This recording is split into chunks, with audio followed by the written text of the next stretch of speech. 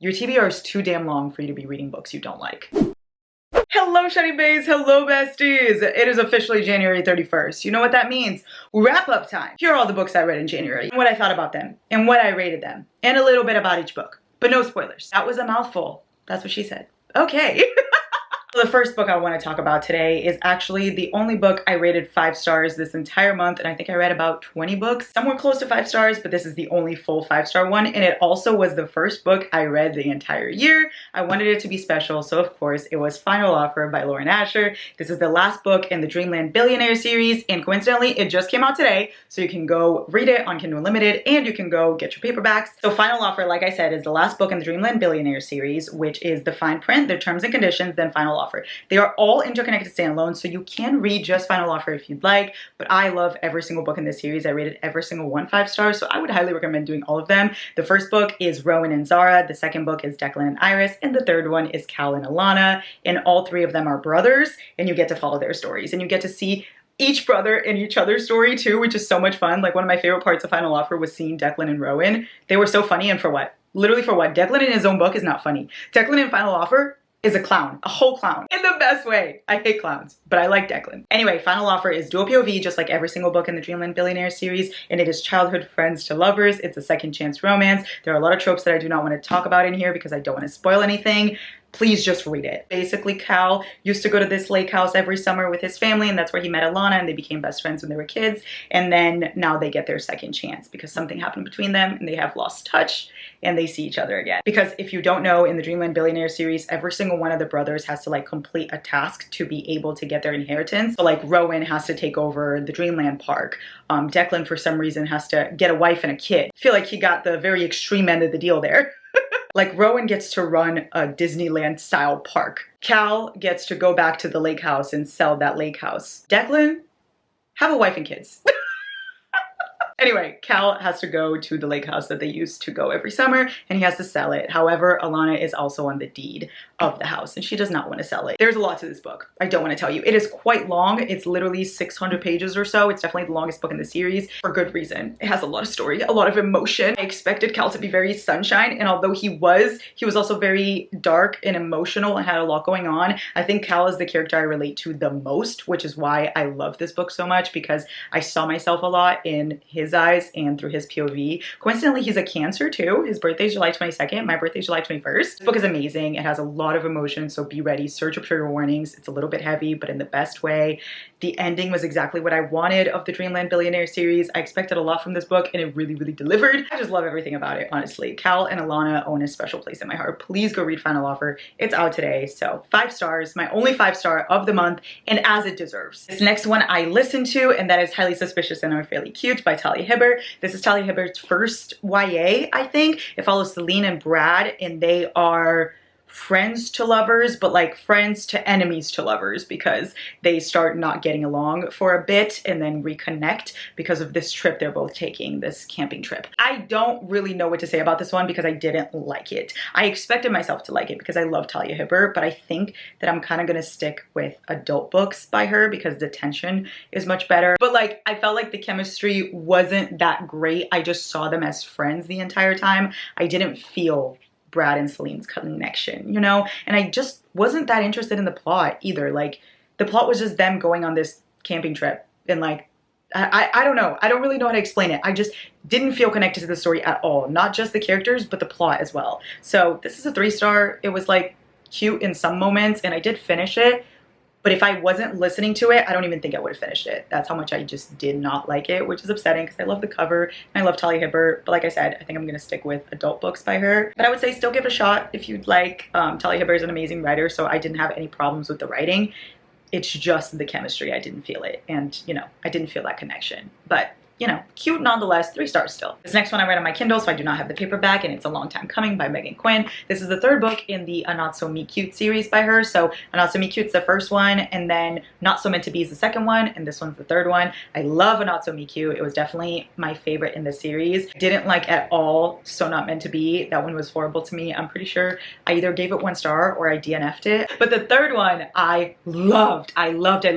This follows Breaker and Leah, and basically they have been best friends ever since they met in college, and then you get to see them go from that best friends to lovers. But this was the most well done best friends to lovers I've ever seen. It was really realistic. I feel like sometimes the reason why people don't like friends to lovers is because they're like, how do you not see this person that's been there this whole time? But with them, it was like truly just friendship, and they kind of just shut out any idea of a romance until they actually get to it. You know what I mean?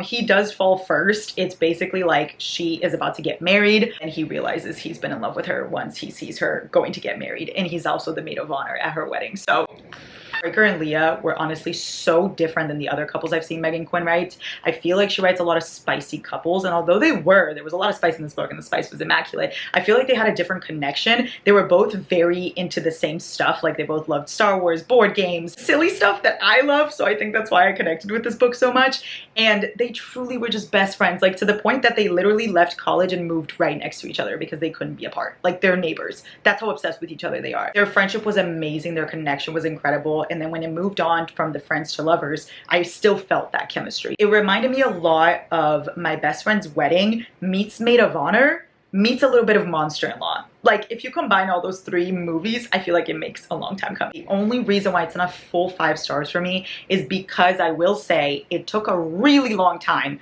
for the fiance to like go away. It was basically like the 60% mark and things hadn't happened yet, and I was very annoyed. I love a slow burn, I really do, but I like a slow burn in the sense of things are happening very slowly, but they're happening. With this, it felt like the biggest part was the fiance being there, and he annoyed the shit out of me, and by the time he finally left, I was like, okay, well, that took long enough, you know? So that was the only reason why it's not a 5 star, but it's a 4.75. It is almost there. It is fantastic. Please go read it. This next one I also read on my Kindle, and I'm pretty sure it comes out today too, and that's Jasper Vale by Daphne Perry. It is the 4th book in the Eden series by her. So you have Indigo Ridge, Juniper Hill, Garnet Flats, and Jasper Vale. All of them are interconnected standalones. You can read them separately if you'd like, or you can read them all together. Up to you. This entire series is dual POV, and it's all small town. Jasper Vale follows Eloise and Jasper. Yep, right there in the name. Basically, it's like a Vegas wedding. Like they get married when they're drunk one night, and then now it's like a marriage of convenience, but also a fake marriage, also forced proximity. It has a lot now that I think about it. And then small town and a little bit of mystery, just like Daphne Perry always throws in her series. I will say I didn't like it though. I love Indigo Ridge and Juniper Hill. Juniper Hill is my favorite book by Daphne Perry, along with Letters to Molly. I feel like Garnet Flats and Jasper Vale just really fell short for me. I don't know what happened. In Garnet Flats, the mistake was just ridiculous. At first, I think I rated it 4 stars, but I lowered it to 3 stars after I thought a lot about it. And this one is a 3.5. I liked it a little bit more than Garnet Flats, but definitely not enough to give it 4 stars. I didn't care about Jasper and Eloise. I felt like they definitely had the spice and they definitely had the tension, but they just didn't have love to me. Like I didn't feel them loving each other. I felt like they were attracted to each other, but I didn't feel the love. And something Jasper does in the book that has to do with like an ex, I hated. Like I absolutely hated. I just thought it was so like stupidly put in there. I don't know. I didn't like it. This book was very boring. I don't know. But a lot of people have been loving this book. I think I am definitely in the minority. With the Garnet Flats one, I think I'm in the majority. Most people feel the same way as I do about that book. But Jasper Vale, I'm definitely the one in the wrong. So try it out. You might like it. I really, really think it's just a me thing as to why I didn't like this book. Maybe it was the mood that I was in. Maybe I just wasn't in the, you know, Eden's mood. But this one was a miss, 3.5. But try it. Maybe you'll like it. I really, really am excited for the next book in the Eden series. I feel like I'm gonna love that one. Then I listened to this one. It's The Perfect Marriage by Geneva Rose. This is a thriller, my only thriller of the month. I really was in the mood for like a mystery kind of vibe. This follows Sarah and Adam, and basically Adam cheats on Sarah. They're married and he has a mistress, and then one night his mistress dies and he's there in bed with her and he gets accused of her murder. However, Sarah is a lawyer and she is tasked with getting him out of this murder. I feel like this had the premise of being really good, but I didn't like it. I feel like a lot of it was very predictable. Like right from the beginning, I was like, okay, yeah, I already know. The mystery kind of got taken away. I did get some twists and turns in there where I questioned what I thought, but right from the beginning, I was right. The ending did give me a little bit of chills. I did like the ending a little, but I just wish it wasn't as predictable. And a lot of the writing was also very cringeworthy for a mystery. Like, you know, the whole, everyone put your hands up, nobody move. You know those lines that you're just like, are you fucking kidding me? It also was very, very vividly described. If you don't like like details, I wouldn't read this. The trigger warning's out the wazoo because obviously, you know, someone dies and it shows. Very detailed. Again, this is an unpopular opinion, so if you like mysteries, maybe you'll like this, but I just did not. But there were some parts that were fun, so 3.5 stars. And I'm learning how to crochet, so I read How to Crochet for Beginners. I didn't rate this one because it's a crochet book and it's like 100 pages and it's mostly pictures. But I did swipe through and read this on Kindle while crocheting. I haven't crocheted in several weeks, but I did try it that one time. We'll see if I go back to it. Anyway, moving on. Next one, I read the paperback, but you guys saw me read it, so I'm not going to be discussing it much. It's Shatter Me. I really enjoyed this book, but you guys can go see the entire journey. I made a reading vlog with no spoilers, so you can see me read it even if you haven't. But then the ending, I have spoilers and my thoughts and what I rated it and all that shenanigans. So you can go watch it, but I warn you when the spoilers are coming up, so do not worry. I will link it in the description so you can watch it. But I rated it 4.5 stars. Then I listened to this next one, and that's Tokyo Ever After by Miko Jean. This is a YA book, and it really reminded me of Princess Diaries meets Twisted Games, but with no spice. Basically, this follows Izumi, and she discovers that her father is the crown prince of Japan, so therefore she is a princess. So she goes to Tokyo to kind of see that part of herself, get to know her father, get to know what it's like to be a princess, and that's the storyline you follow here. But of course, you have a bodyguard that she happens to fall for. I adored this book. I loved it so much. It was so cute. It was so good. It was definitely one of my favorite YAs. Better than the movies is still #1, but this was very good. I rated it 4 stars because I loved Izumi and I loved getting to know her story and getting to see everything through her eyes. She was amazing. She was funny. She had a lot to her, and I loved seeing her kind of navigate both of these worlds, like the world she lives in California with her mom, but then also being a whole ass princess in Japan. But I just didn't care about the romance at all. Like, truly, I did not care what happened in the romance. I only cared about her. I really was interested in her story and what was going on with her, but I did not care about the romantic aspect of the book at all. So I think that's why I rated it 4 stars, because obviously I want the romance. This was a very cute YA. I really liked it. It was very funny, very adorable. And I will say, her parents, I would love a story about them. Her parents, I would eat that up, because them, I felt the tension, I felt the chemistry, I felt the love, the vibes literally throughout the entire book, and it wasn't even about them. So I'm sure that one would slay, but this one was very good anyway, so I rated it 4 stars. Then I also listened to this one, X's and O's by Amy Lee. This follows Trevor and Tara, and Tara basically is obsessed with love. She even has a book account dedicated to romance books, so you know, we relate to that very much. However, she can never seem to find the perfect guy for her, and so she decides that she's gonna go on dates with all her exes to figure out what went wrong, because that's a fabulous idea. And she has a roommate, and that roommate is Trevor, and he's like, I'm gonna help you, Tara. SOS, you need help. What I loved about this is the very first page literally says, got a long list of ex-lovers, they'll tell you I'm insane. And it also had a Sons of Anarchy reference too. My 2 favorite things put together: Taylor Swift, Sons of Anarchy, yes please. But I didn't like anything else about it. I rated it 3.5. It was cute. It just didn't give what I wanted it to give. Like, it was one of those that after I finished the book, I did not think about it again. And I can't even really tell you details about it because it was very just there. I didn't hate it and I didn't love it. I wish I would have loved it because I love the cover. I love the concept. But you win some and you lose some. And I lost this one. 3.5. It was okay. It just wasn't my cup of coffee. Then I read Planet Barbarians by Ruby Dixon. This was definitely a book. And I definitely read it. I read the paperback, so I really went out of my way to read this. It literally follows Georgie and Vector, and Georgie is a real human gal, and she gets stuck in an alien planet where Vector loves her immediately. His cooey resonated with her. What's a cooey? I don't know. Something inside aliens. I read Aliens Mutt. Okay? Mind your business. I rated it 3 stars. The spice was absolutely immaculate, and I laughed quite a lot. It did nothing for me. I didn't go to bed thinking about this book or anything, but it was fun. Gotta give it that. It was fun. 3 stars. I'm gonna continue the series though. The spice was really good. Aliens know what they're doing, and they have a lot of body parts, and they're all big. He's like 7 feet, so you know what that means. He's got a really big personality. Then I listened to Two Wrongs Make a Right by Chloe Lees. This follows Jamie and B, and it's dual POV. Jamie and B basically both are kind of like not wanting love whatsoever, but then their friends get together and set them up. And they get really upset at their friends setting them up. So they're like, we're gonna teach them a lesson. We're gonna pretend to date, and we're just gonna break up, and we're gonna ruin their lives.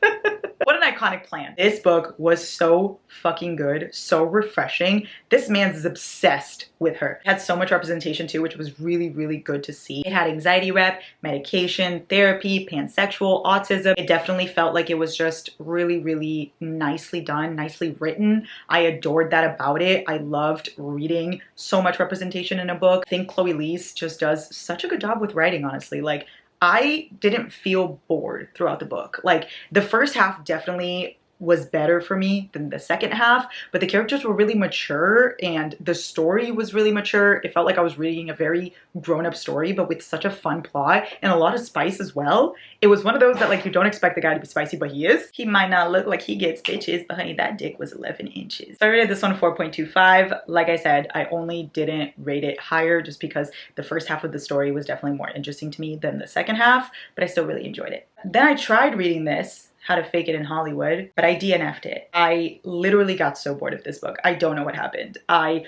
was reading it and it was going well, and then quite literally my mind was just like, I'm done. It's like two celebrities and they're put together by their agents so that they can fake date and get paparazzi to see and like get people interested. So you guys know the deal. I really liked the concept of that because I think that I've only read books about like one celebrity and then one regular human. But with this one, they were both celebrities, which was cool. I understood why they both needed to date each other. I understood the fake dating. He's also a dad too, which was really cool. It's age gap as well. I was bored. I couldn't tell you a single thing that happened in this book besides I got bored. So I didn't finish it. No stars because I didn't finish it. If I were to rate it, it would definitely have to be a 1 because I didn't finish. DNF. Sorry. If you take anything from this video, let it be this. Your TBR is too long for you to be reading books you don't like. So DNF it if you need to. Then I read By a Thread by Lucy Score. I read this one on my Kindle. It's Dominic and Allie, dual POV, and very much a slow burn and a very long book. I think it's like 500 or 600 pages. Basically, Dominic is like this grumpy man who walks into this pizza shop and gets the pizza girl fired, and that is Allie. And his mom offers Allie a job to kind of make up for the fact that her son got her fired. So you have grumpy boss, you have workplace romance, you have rom-com, you have a little bit of slow burn, and a lot of spice. I was shook by the spice in this book. I rated this one a 4.25. I really enjoyed it, but the pacing was weird to me. Like, the tension was definitely there and the chemistry was there, but I felt like going from them being annoyed of each other to them all of a sudden liking each other, I didn't understand how we got here. Like, it was very randomly done, in my opinion. I wanted to see more emotion rather than just them wanting to rip each other's clothes off. Like, like I said, the tension was definitely there, the chemistry was there, but I wanted to see the romance between them a little bit quicker than that. And I love slow burns, but I think that they're very hard to do. So I will say Things We Never Got Over by Lucy Score is definitely my favorite one so far by her. By a Thread was very good though, so 4.25. Then I listened to Whispers of You by Catherine Cowles. This book also comes out today, so you can go read it.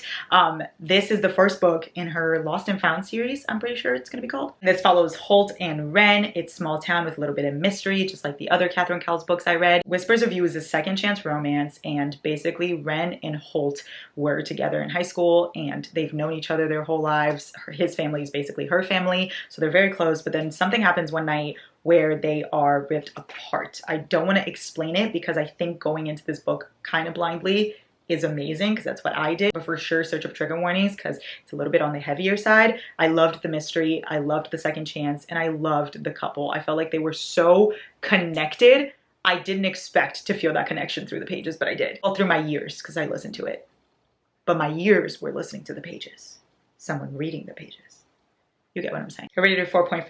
I liked it a lot. I cannot wait for the next books in the series. It was so fucking good, honestly. Then I read this Duet by Jennifer Hartman. I did read the paperbacks, so it's an optimist guide to heartbreak and then a pessimist guide to love. For sure, search up trigger warnings for it. Like Jennifer Hartman's other books, it is very heavy. It's definitely not the heaviest one, but heavy nonetheless, so search them up. These two follow Lucy and Cal. It is the same couple, so you have to read the first one to understand the second one. Not interconnected standalone, so don't go into the second one because you won't understand it. Lucy and Cal knew each other since they were kids, but then something happens and they don't see each other again until one day Lucy comes waltzing into their small town that they live in and asks for a job at his mechanic store thing.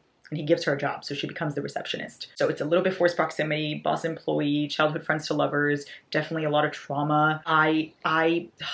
Okay. The first book I really thought was gonna be astonishing. Like up until like the 70% mark, I was adoring this book. I thought it was gonna be one of my favorite books of all time. I was obsessed. But one line quite literally changed the trajectory of my rating and my life and my reads because I hated the turn it took. I hated the turn it took, because if I would have known that that's the turn it was going to take, I wouldn't have picked this up, right? And I didn't have the second book yet because this came out after this. So I was left on a cliffhanger and I was so fucking mad because I didn't know, like I said. So I was already annoyed, but I didn't want to rate this until I read the second one, because if what I thought was going to happen didn't happen, maybe I would have given this a higher star, right? But then I got to the second one and what I thought was going to happen didn't happen, but I got even angrier somehow. The roller coaster these books took me in felt unnecessary. Like, it was done for nothing. It was literally the dumbest conflict I've ever seen. I can't tell you anything without spoiling it, but I was annoyed. Just know I was annoyed and that I didn't like it. So I rated the first one 3 stars because I was enjoying it up until that moment, and I rated the second one 2 stars because I just wanted it to be over. It actually just managed to piss me off. It managed to make me feel nothing but anger for both characters, for the plot, for what happened, just everything. So 3 stars and 2 stars. Then I read the next one on my Kindle, and that's Powerless by LZ Silver. This is the 3rd book in the Chestnut Spring series by her. I adore this series. You guys know that. The first book is Flawless, which is my favorite. I would dare to say that that book is flawless. And I really did like Heartless. It just wasn't as good as Flawless for me. And now we have Powerless. This follows Jasper and Sloane. This was Childhood Friends to Lovers, and this one was And It's Always Been You, Grumpy Guy, Sunshine Girl. What I really liked about this one is that it's a hockey player and a runaway bride. She literally runs away from her wedding. Don't worry, that's not a spoiler. It's right in the back of the book. I adored this story. It's literally like him saving her all the time, but her also saving him. There's a road trip that I really enjoyed. All the characters from the other books were in there. I love Chestnut Springs. I love the people in it. The people that aren't real, but I love them as if they are. I love this series, so of course I really liked this book. I rated it 4.25. Didn't like it as much as Flawless and Heartless, but regardless, I did enjoy the story a lot. I'm so excited for the last book. That is gonna be the one to beat. I just feel like that's gonna be higher than Flawless for me. I feel it. You don't gotta tell me. I feel it. But anyway, Powerless. Very, very good. Please read it, 4.25. But read the other books in the series as well. They're all interconnected standalones, so you don't have to, but please do, because they're all so good. They're also spicy. They're all cowboy romance vibes, small town. Come on. Come on. This next one I also read on Kindle, and that's Faking Miss Right by Claire Kingsley. This is the first book in the trilogy, but I didn't read the trilogy. I just read the first book. We're halfway there, kind of, not really. This follows Shepard and Everly. Yes, It is a grumpy sunshine boss employee, fake dating, forced proximity book. Basically, Shepard is this grumpy boss. Everly is his assistant, and she is this beautiful sunshine girl. And one night, something kind of happens that he wants revenge for, and he's like, I need a fake girlfriend for this plot that is in my brain.